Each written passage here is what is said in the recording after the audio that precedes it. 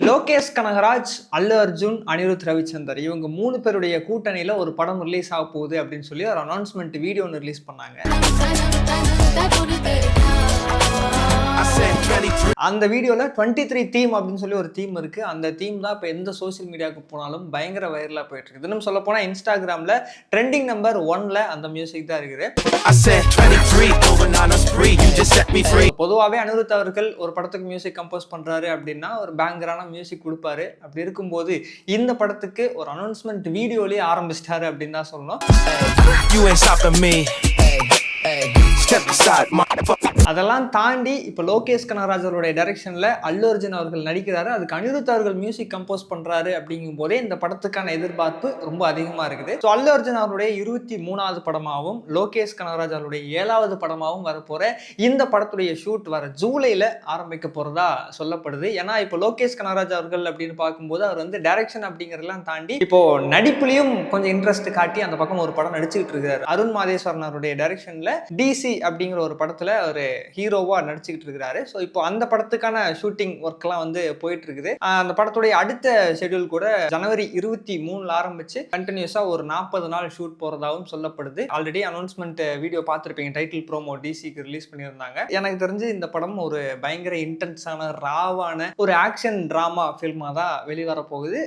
Summer 2026க்கு இந்த படம் release பண்ண போறதாகவும் அந்த டைட்டில் ப்ரோமோலயே சொல்லியிருந்தாங்க. ஸோ அப்படி இருக்கும்போது இந்த படத்துக்கான ஷூட்டிங் ஒர்க்கோட சேர்த்து அப்படியே சைமல்டேனியஸா லோகேஷ் கனகராஜ் அவர்கள் அல்லு அர்ஜுன் அவர்களுடைய ப்ராஜெக்ட்டுக்கு வந்து ஸ்கிரிப்ட் ஒர்க்லாம் பண்ணிட்டு இருக்கிறதா சொல்லப்படுது. ஸோ அதனால ஜூலைல வந்து இந்த படத்துடைய ஷூட்டிங் ஆரம்பிக்கிறாங்க. அது மட்டும் இல்லாம ரொம்ப முக்கியமா இந்த படத்துல வந்து ஒரு சில போர்ஷன்ல ஐமேக்ஸ்ல தான் ஷூட் பண்ண போறதாகவும் சொல்லப்பட்டு இருக்குது. 2027ல இந்த படத்தை ரிலீஸ் பண்றதா ஒரு ஐடியாவும் வச்சிருக்கிறாங்க. ஸோ இதெல்லாம் ஒரு பக்கம் இருக்க, இன்னொரு பக்கம் வழக்கமா ஃபேன்ஸ் தியரி அப்படின்னு ஒன்று இருக்குல்ல. பொதுவாகவே இந்த கூட்டணியில படம் வருது அப்படிங்கும்போது அதுக்கான எதிர்பார்ப்பு ரொம்ப அதிகமா இருக்கு. அப்படி இருக்கும்போது இந்த ஒரு அனௌன்ஸ்மெண்ட் வீடியோ பார்த்ததுக்கு அப்புறம் நிறைய பேர் வந்து இது லியோ 2வா இருக்கும் அப்படின்னு நினைக்கிறேன் அப்படின்னும், இன்னொரு பக்கம் அந்த அனௌன்ஸ்மெண்ட் வீடியோல பாத்தீங்கன்னா கழுகு வருது, ஹைனா வருது, அப்புறம் சிங்கம் வருது, கண்டிப்பா இது வந்து எல்சியூக்குள்ள தான் இருக்கு அப்படிங்கிற மாதிரி வழக்கமா ஸ்டார்ட் பண்ற ஒரு ஃபேன்ஸ் தியரி எல்லாம் வந்து இப்போ போயிட்டு தான் இருக்குது. என்னதான் இதெல்லாம் ஒரு பக்கம் இருந்தாலும் இன்னொரு பக்கம் வழக்கமாக இருக்கக்கூடிய கைதிக்கான ஒரு ஃபேன்ஸ் இருக்கிறாங்கல்ல. ஸோ அவங்கெல்லாம் வந்து கைதி 2 எப்போ வரும் அப்படிங்கிறத எல்லா பக்கமும் கேட்டுட்டு இருக்கிறாங்க. ஸோ இப்போ ரீசெண்டாக கார்த்தி அவர்கள் கிட்ட ஒரு ஈவெண்ட்ல